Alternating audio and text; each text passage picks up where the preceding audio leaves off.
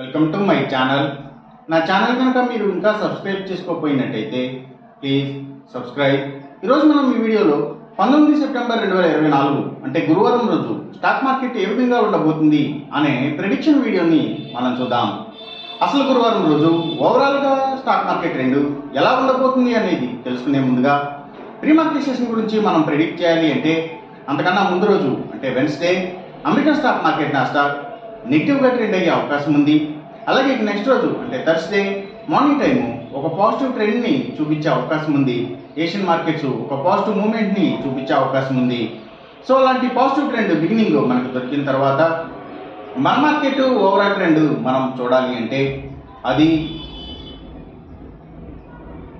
Mixed ట్రెండ్గా move అయ్యే అవకాశం ఉంది. అందులో ఎక్కువగా నెగిటివ్గానే ట్రెండ్ అయ్యే అవకాశం ఉంది. అలాగే సేమ్ బ్యాంక్ నిఫ్టీ కూడా మిక్స్డ్ ట్రెండ్గానే మూవ్ అయ్యి అందులో ఎక్కువగా నెగిటివ్గానే ట్రెండ్ అయ్యే అవకాశం ఉంది. నిఫ్టీ ఐటీ మాత్రం కొంతవరకు పాజిటివ్గా ట్రెండ్ అయ్యే అవకాశం ఉంది.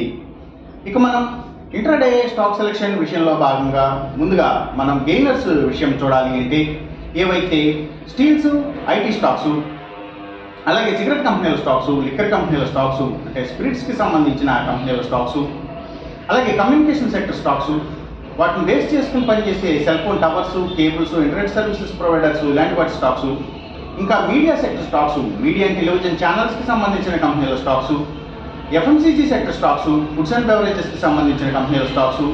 సో ఇవన్నీ కూడా గెయినింగ్ సైడ్ ఉండే అవకాశం ఉంది.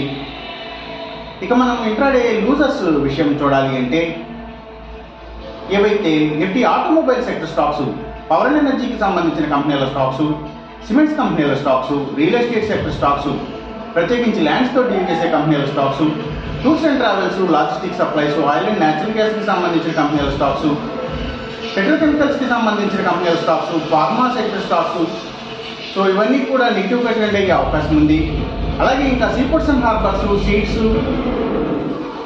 ఇంకా ఆర్గానిక్ ప్రొడక్ట్స్కి సంబంధించిన కంపెనీల స్టాక్స్, ఆయుర్వేదిక్ మెడిసిన్స్ తయారు చేసే కంపెనీల స్టాక్స్, ఫుట్వేర్ స్టాక్స్, ఇవన్నీ కూడా ఎక్కువగా నెగిటివ్గా ట్రెండ్ అయ్యే అవకాశం ఉంది గురువారం రోజున.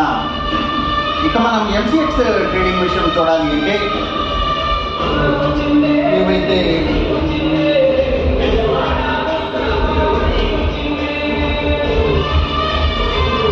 సిల్వర్ ప్రైసెస్, అలాగే crude oil and natural gases prices,